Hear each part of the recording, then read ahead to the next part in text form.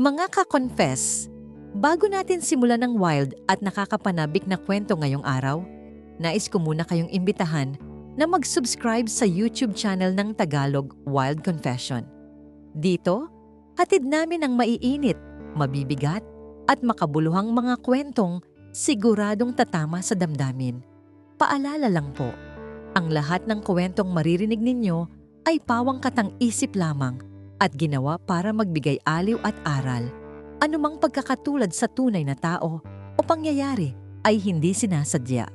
At ngayon, mga ka-confess, ihanda nyo na ang sarili ninyo dahil isa na namang nakakaintriga at kapanapanabik na Tagalog Wild Confession ang inyong mapapakinggan. Simulan na natin. Dear Ate J, hindi ko alam kung saan magsisimula o kung karapat-dapat ba akong pakinggan. Sabi nila, ang mga OFW daw ay ang mga bagong bayani. Pero paano kung ang bayaning tinitingala ng pamilya niya ay may itinatagong sugat at dumi na hindi kayang hugasan ng kahit anong balikbayan box?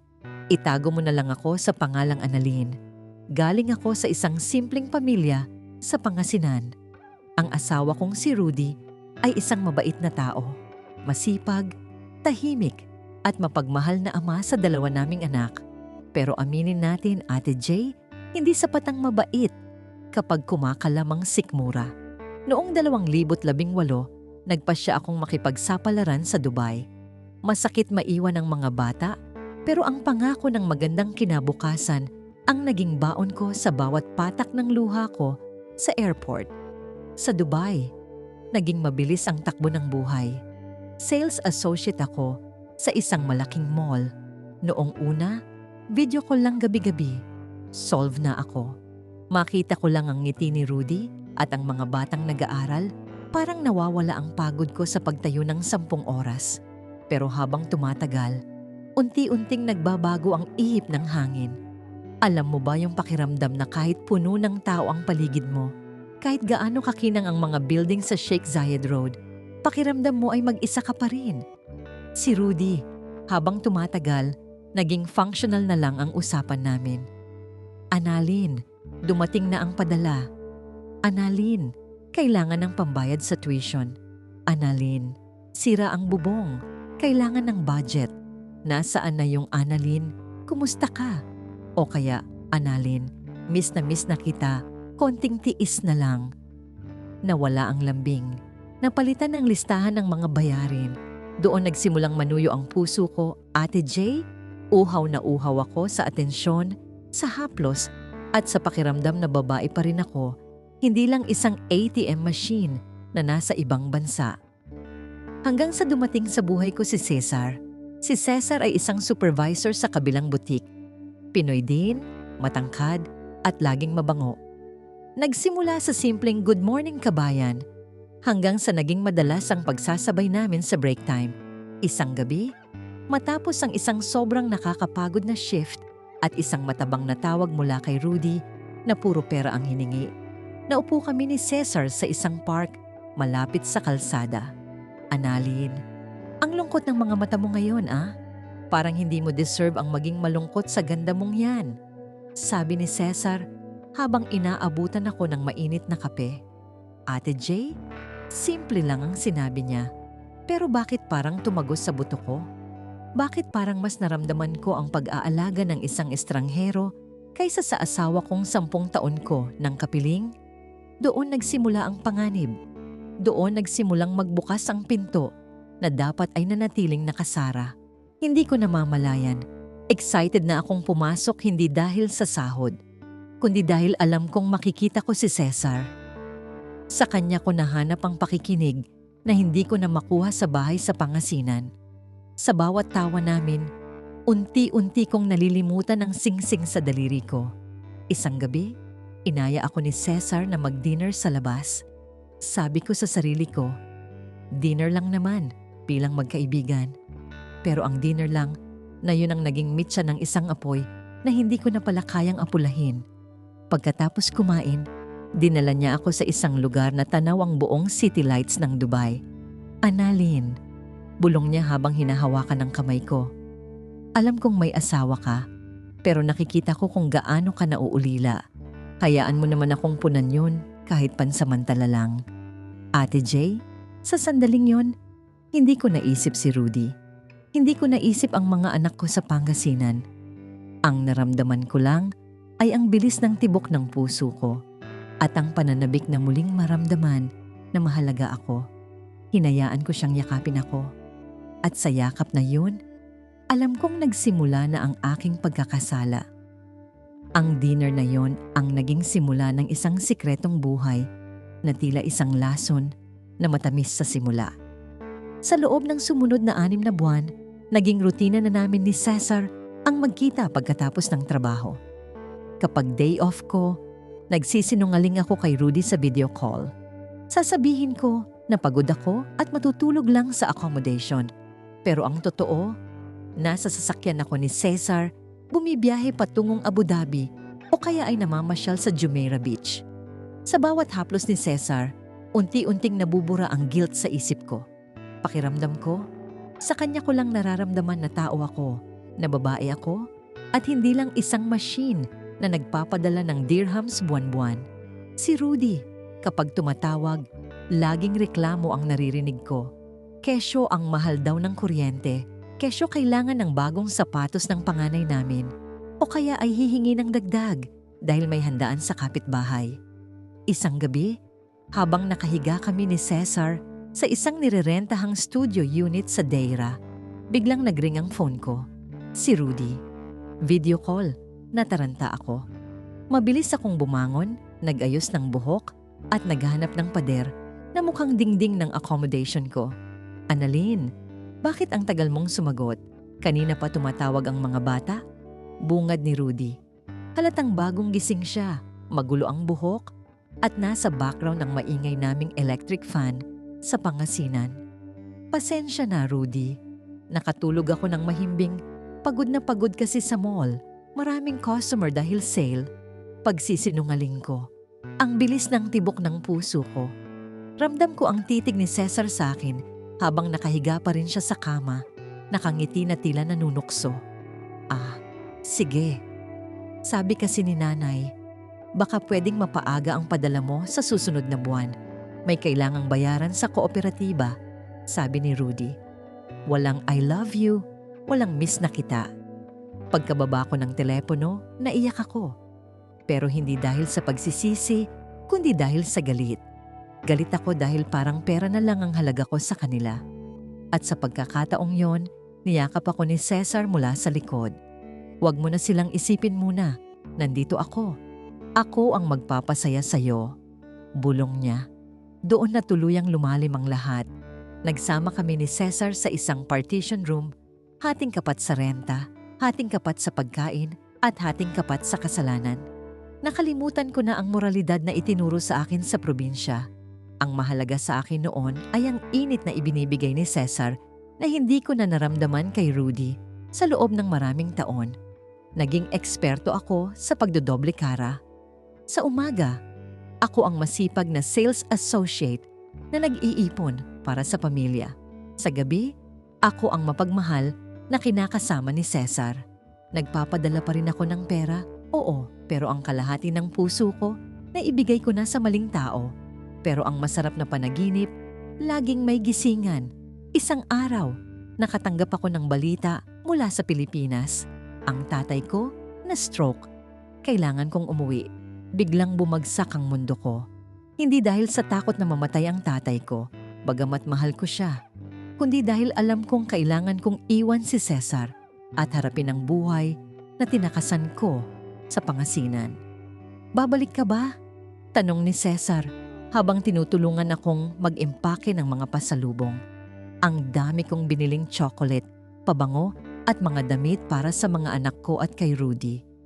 Mga pasalubong na nagsisilbing takip sa dumi ng konsensya ko. Susubukan ko, Cesar. Alam mo namang kailangan ako ng pamilya ko, sagot ko. Pero sa loob-loob ko, ayaw ko nang umalis. Pagdating ko sa airport sa Manila, sinalubong ako ni Rudy at ng mga bata. May dala silang karatulang, "Welcome home, Mama." Naiyak ako nang yakapin ako ng mga anak ko. Pero nang lumapit si Rudy para halikan ako sa pisngi, napaatras ako ng bahagya. Hindi ko sinasadya, pero parang nandidiri ako sa sarili ko o baka nandidiri ako sa katotohanang ibang lalaki ang hinahanap ng katawan ko. Sa loob ng van pauwi sa Pangasinan, hawak ni Rudy ang kamay ko. Salamat at nakauwi ka, Annalyn. Sobrang lungkot dito nang wala ka. Akala mo lang, siguro puro pera ang iniisip ko. Pero gabi-gabi akong nagdarasal na sana ligtas ka dyan. Napatingin ako sa labas ng bintana. Ang mga palayan, ang sariwang hangin. Lahat ng ito ay kabaligtaran ng mainit at makasalanang Dubai. Pero sa bawat ngiti ni Rudy, para akong sinasaksak. Paano ko sasabihin sa kanya na ang perang ipinambili ng van na sinasakyan namin ngayon ay galing sa pagtatrabaho ko, pero ang pusong nagdala sa akin pauwi ay pag-aari na ng iba? Gabi-gabi sa Pangasinan, katabi ko si Rudy sa kama. Pero ang isip ko nasa Dubai. Hinihintay ko ang chat ni Cesar. Hinihintay ko ang mga salitang magpapakilig sa akin muli. At dito nagsimula ang mas malaking gulo. Dahil si Rudy, mukhang may napapansin na sa mga kilos ko. Isang gabi, habang naglalaba ako sa likod bahay, naiwan ko ang cellphone ko sa loob ng kwarto. Nakalimutan kong i-lock ang screen dahil nagmamadali ako. Pagbalik ko, nakita ko si Rudy. Hawak niya ang phone ko at ang mukha niya ay kasing puti ng papel. Sino si Cesar, Annalyn? At bakit niya sinasabing miss na niya ang bango mo? Mahinang tanong ni Rudy, pero ang bawat salita ay parang kulog sa pandinig ko. Nanigas ako sa kinatatayuan ko. Ang lahat ng kasalanang itinago ko sa Dubai, parang biglang sumabog sa gitna ng tahimik naming buhay sa probinsya. Hindi ako makapagsalita. Gusto kong magsinungaling.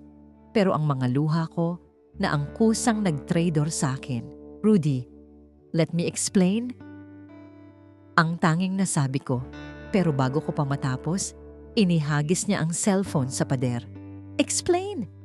Na habang nagpapakapagod ako ditong mag-alaga sa mga bata at mag-ayos ng bahay natin, may kalandian ka doon. Kaya ba tuwing tumatawag ako, parang wala kang gana? Kaya ba tuwing hihiling ako ng lambing, pera agad ang bukang bibig mo para matapos ang usapan natin? Sigaw ni Rudy. Gising na ang mga bata at narinig ko ang hikbi nila sa kabilang kwarto. Doon ko na-realize na ang pasalubong na dala ko ay hindi sapat para pagtakpan ang pagkawasak ng tiwala ng asawa ko. Pero ang mas masakit, kahit nahuli na ako, kahit nasa harap ko na ang pamilya ko, ang hinahanap pa rin ng puso ko ay ang buhay na naiwan ko sa Dubai. Tumayo si Rudy. Nanginginig ang buong katawan sa galit at pait. Ang mga bata ay nakasilip na sa pinto ng kwarto, umiiyak at lito kung bakit ang nanay nilang matagal nilang hinintay ay ngayon ay sentro ng isang malaking gulo. Gusto ko silang lapitan. Gusto ko silang yakapin at sabihing, ayos lang ang lahat. Pero paano ko gagawin yon kung ako mismo ang sumira sa pundasyon ng tahanang ito? Rudy, patawad. Sobrang lungkot ko lang doon. Hindi ko sinasadya. Pagmamakaawa ko habang nakaluhod sa sahig, tila basang sisiw na humihingi ng kalinga. Lungkot. Annalyn, lahat tayo malungkot. Hirap na hirap ako rito, pero tiniis ko dahil alam kong para sa atin ang ginagawa mo. Pero hindi ko akalaing pati katawan at puso mo, ibibenta mo sa iba para lang sa sandaling aliw. Bulyaw niya bago tuluyang lumabas ng bahay at iniwan akong mag-isa sa dilim ng sala. Lumipas ang mga araw na parang bangungot. Hindi ako kinakausap ni Rudy. Ang mga anak ko, bagamat laging nakadikit sa akin, ay tila may takot na sa kanilang mga mata. Sinubukan kong i-block si Cesar. Sinubukan kong kalimutan ng Dubai. Pero ang bansa kung saan ako nagkasala, ang siya ring bansang nagbigay sa akin ng pakiramdam na buhay ako. Gabi-gabi, tinitignan ko ang mga pasalubong na dinala ko. Ang mga mamahaling relo, sapatos, at tsokolate. Ngayon, basura na lang ang tingin ko sa mga ito dahil bawat sentimong pambili roon ay may kalakip na pagtataksil. Hanggang sa isang gabi, nag-empake si Rudy ng kanyang mga gamit.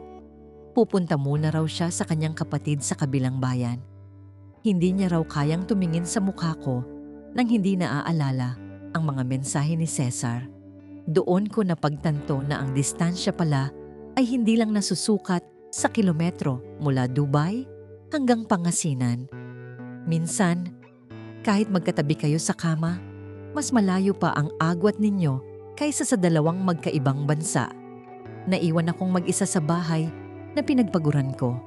Ang bawat dingding na naipatayo ng remittance ko ay parang mga rehas na nagkukulong sa akin sa aking pagsisisi. Hinanap ko sa ibang bansa ang hindi ko makuha sa bahay. Pero sa huli, nawala rin sa akin ang tanging bagay na tunay kong pag-aari. Ang tiwala at pagmamahal ng pamilya ko. Ngayon, ang tanging kasama ko na lang ay ang mga alaala ng isang maling pag-ibig sa disyerto at ang bigat ng isang kasalanang kailanman ay hindi ko na mabubura. Mga ka-confess, at diyan na nagtatapos ang ating kwento. Yan ang kwento ni Annalyn. Isang paalala na ang bawat desisyon natin sa buhay ay may katumbas na presyo. At minsan, ang pinakamahal na bayad ay ang pagkawasak ng sariling tahanan. Maraming salamat sa inyong walang sawang pakikinig at pagsubaybay hanggang sa dulo. Sana ay may napulot kayong aral sa mapait na karanasang ito. Hanggang sa susunod nating kwentong Tagalog Wild Confession, kung saan ang bawat lihim ay nabubunyag at bawat damdamin ay nagkakaroon ng boses.